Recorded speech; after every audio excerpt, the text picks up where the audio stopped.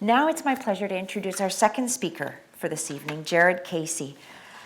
Now, the first thing you're going to notice when Jared comes up onto the stage is that he's very tall. And he comes by that very honestly, and he's pursued a career on that front. He was an NCAA Division One basketball player. I feel like I'm a CBC sportscaster here. He was an NCAA, I don't even know what that is, but anyway, he was an NCAA Division One basketball player who then also played in China, actually, which some of you can chat with him about after, but he's had a lengthy career in basketball.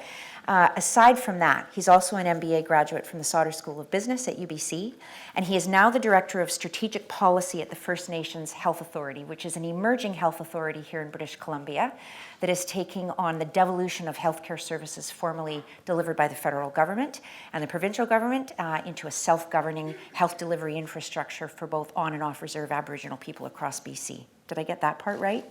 Okay, I didn't get the Division One NCAA part right, but I got that part right. We are really thrilled that Jared is here with us this evening. He's going to share his stories and his experience with anxiety and obsessive compulsive disorder. This is the first time that Jared's spoken in public. And I said to him, Jared, you're going to be in a room full of people who will hold you up. And while Natasha clearly has lots of experience as a public speaker, I know that all of you will join me in graciously and warmly welcoming Jared to the stage.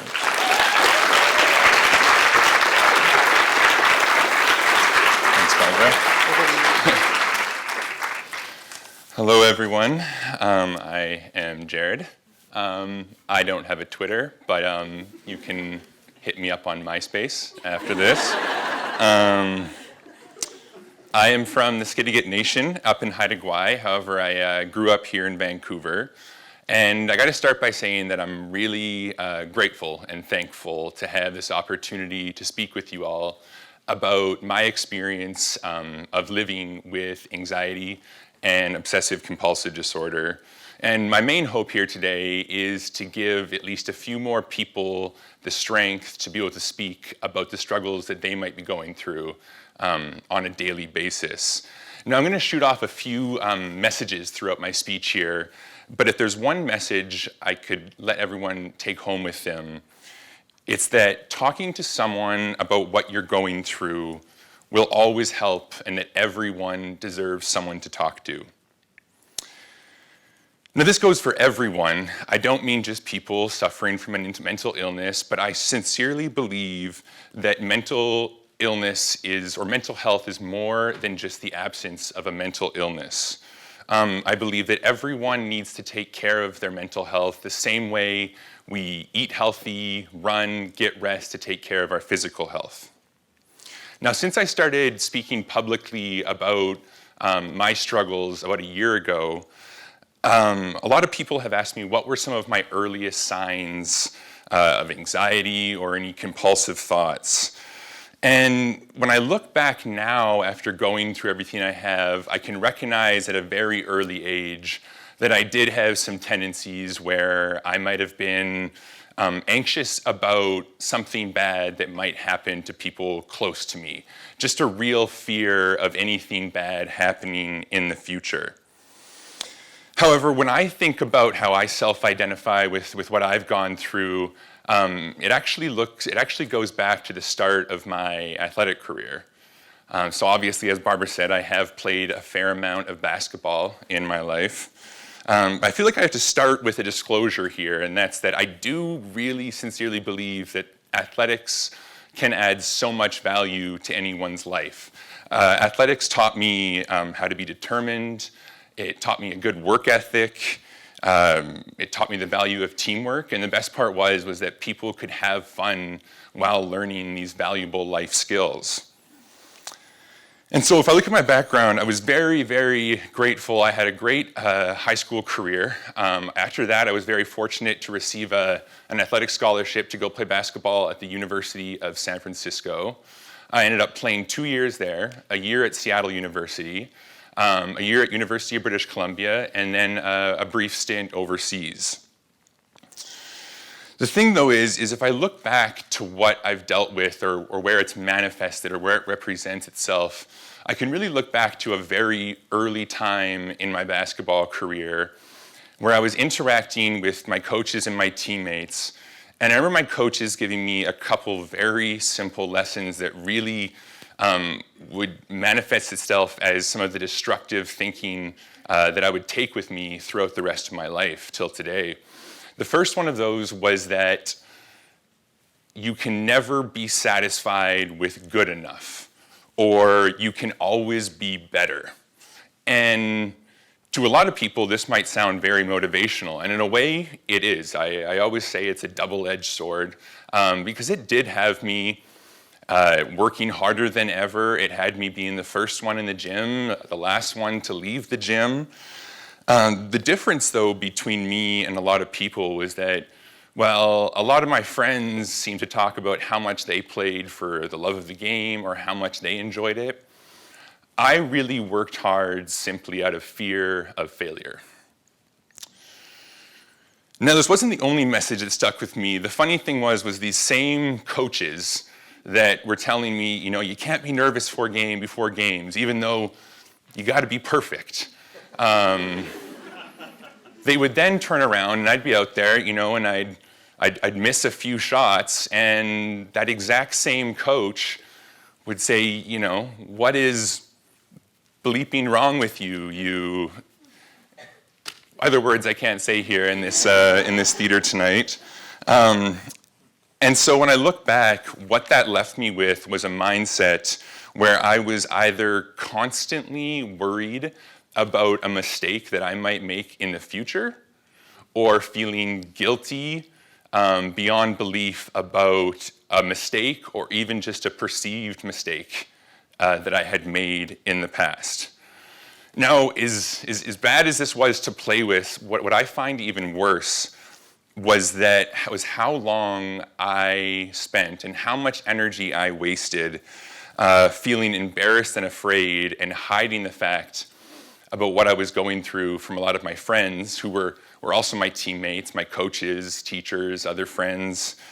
And I remember back when I was at the University of San Francisco, I was just going to transfer because I was having a lot of anxiety at that point and I couldn't really go on that season. And when I gave my old coach a call, I asked him, is there what are my options? Where can I go play?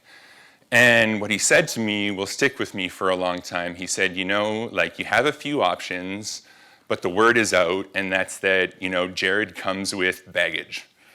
That was the general belief.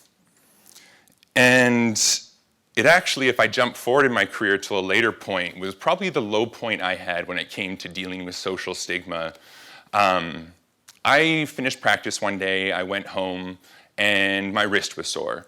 I ended up taking a few days off practice, and to no surprise, I was much more relaxed those few days. So then what happened was I continued that. I went back to the doctor. I said, my wrist is still sore, even though my wrist had started to improve. And what I found was that I had been double jointed in my wrist for a lot of my life. But when I showed people that, it really freaked them out. It looked like something bad had really happened to me. And I used this to talk to my doctor and say, I think that I need to do more for this. It's really hurting me. And I actually ended up going through a diagnostic and slightly altering surgery on my wrist. And my wrist will never be the same. I can still do whatever I want with it, but it will never feel the same. And I just think about how ridiculous it is that, I was willing to fake a physical injury just because I was so afraid to admit that I dealt with anything mentally. But the problem was whenever I did reach out to anyone, especially in the athletic community, and I said, I'm really struggling mentally, either I'm feeling a lot of pressure before games, they would say, that's just, you're mentally weak, you got to get stronger, or, that's a lack of determination, you really got to work on that, the weak will never win out. And so that's why today I am a firm believer that we should not treat someone with a mental illness any different than we treat someone who suffers from a physical illness.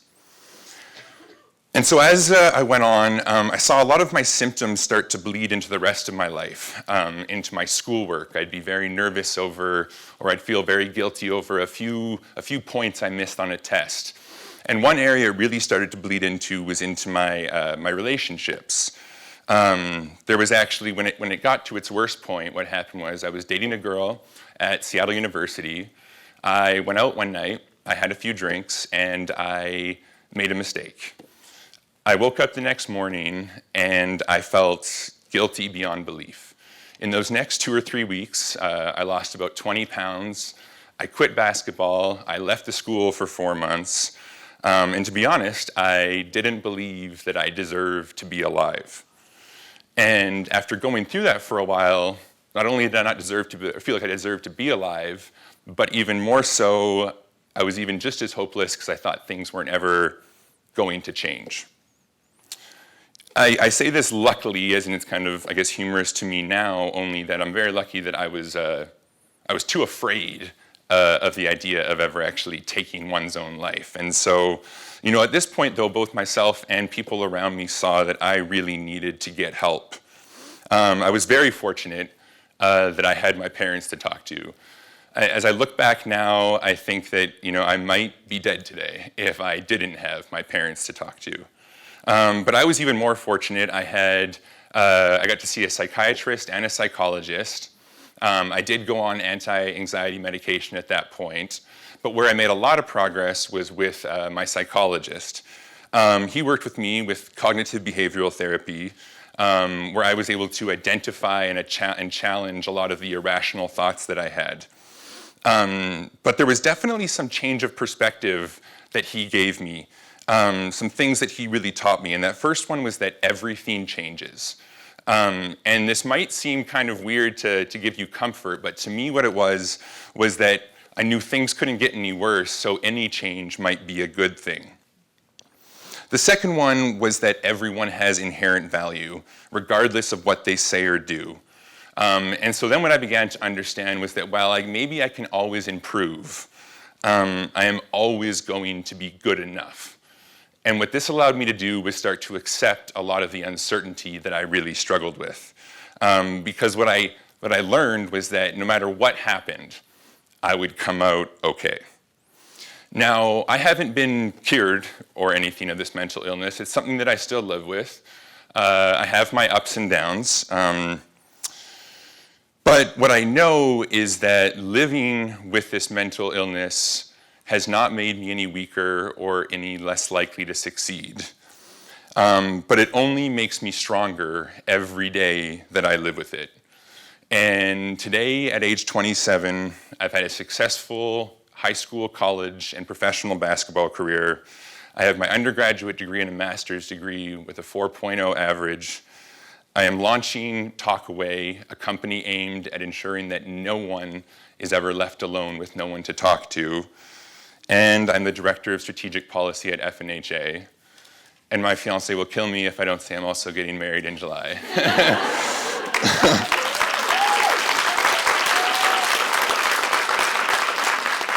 But last thing here, again, I just have to say that I was only able to make it here because I had people around me that were willing to listen and made sure that I knew that my mental health was nothing that I should be ashamed of. Thank you.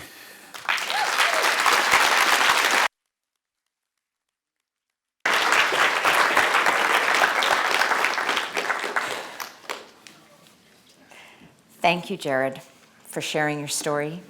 Thank you for your courage. Where's his fiance? Hi. Yay.